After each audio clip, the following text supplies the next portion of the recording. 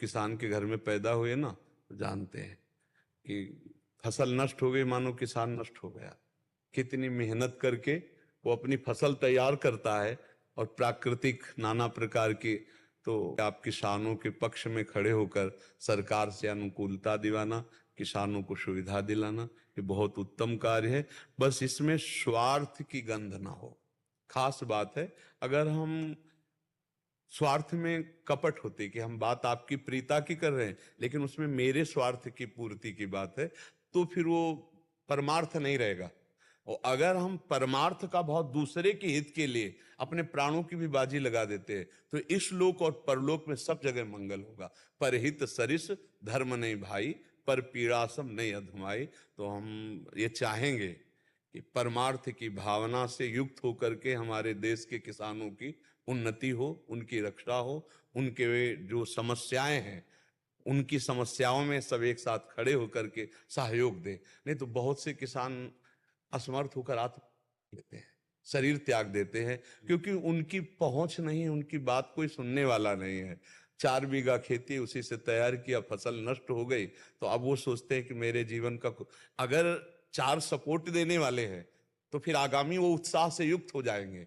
और अगर किसान को सपोर्ट न मिले तो पूरे हर व्यक्ति के तुम रुपया नहीं खाओगे, खाओगे तो अन्न ही ना।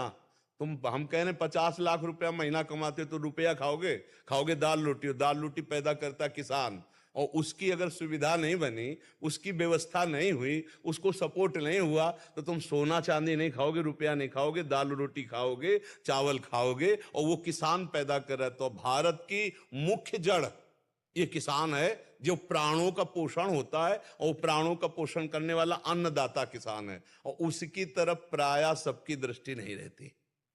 तो बहुत उत्तम है कि आप लोग निस्वार्थ भाव से आगे बढ़कर किसानों को जागृत करें, उनका आत्म उत्साह प्रबल करें, वो कभी ऐसी परिस्थितियों में अपने शरीर को न नष्ट करें, एक दूसरे का सहयोग करके उनको पुष्ट किया जाए। क्योंकि अगर संसार में सही पूछो तो भगवान के बाद दूसरा अन्नदाता किसान ही है, जो रात रात भर गेहूं में पानी लगाता है, ठंडी में जब कोई रजाई से नहीं निकलता, और वो गेहूं कम पैसे में बिक करके बड़े बड़े लोग खाते पीते हैं चैन से। और उसका बेचारे का जो हालत होता है कि सिंचाई, खाद, पानी, लड़का बच्चा की पढ़ाई, और उसके बाद भी अगर कहीं प्रकृति विपरीत हो गई तो अन्न का भाव नष्ट।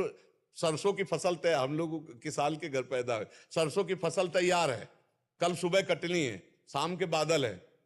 अब ऐसे ऐसे प्राण हो रहे हैं कि अगर पानी गिरा और सुबह की जे ही सूर्य किरण निकलेगी सब सरसों बर्बाद हो जाएगी। हाँ, तो किसान को सपोर्ट देना एक बहुत बड़ी बात है, क्योंकि भगवान के बाद अन्नदाता किसान ही है।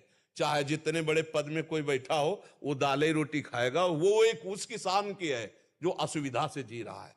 किसान बड़ा तपस्वी जीवन होता है, बड़ा तपस्वी जीवन। जिस सर्दी में कोई निकलना नहीं चाहता, उस सर्दी में वो कोट पहन के पानी नहीं लगा सकता। अब तो सुविधा हो गई ट्रैक्टर वाली भाई, नहीं तो पीछे एक फार का हर था, बैल से मतलब 6-6, 8-8 घंटे जुताई होती थी। तो अब तो मान लो 20-25 मिनट में ट्रैक्टर से जोत लिया। लेकिन तो किसानी का जो रंग पूर्व में था बहुत कष्टप्रद, हाँ बहुत कष्टप्रद था।